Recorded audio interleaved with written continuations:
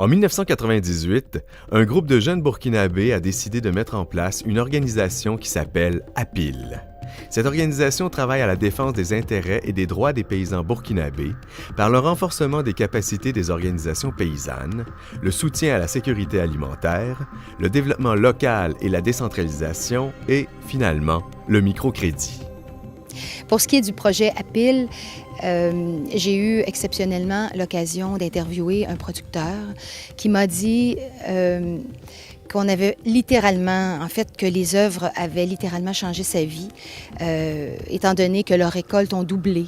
Alors, j'ai vu dans ses yeux tout plein de reconnaissance. Donc, notre travail, c'est renforcer les capitaux paysannes pour qu'elles puissent être acteurs du changement social et que, dorénavant, elles puissent compter sur eux-mêmes pour leur propre développement. Au départ, nous avons fait une étude au niveau des capacités techniques des communautés et le taux d'alphabétisation était à 12% dans la zone d'intervention. Aujourd'hui, nous avons travaillé et le taux global est aujourd'hui à 22% au niveau de la zone d'intervention.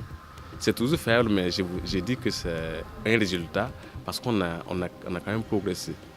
Alors, au plan de l'agroécologie, mais beaucoup de terres étaient pratiquement perdues. Alors, les rendements agricoles étaient à moins de 500 kilos à l'hectare. Mais depuis que nous avons commencé à intervenir, mais aujourd'hui, nous sommes arrivés à des résultats alors, qui sont que l'hectare aujourd'hui donne entre 800 et une tonne de production. Donc, c'est des résultats. Alors, les prochaines années, les ambitions sont quand même grandes. Et c'est de continuer toujours la construction d'organisations paysannes capables de prendre en main leur développement. Parce que nous ne voulons pas travailler pour toujours faire le travail à la part des communautés.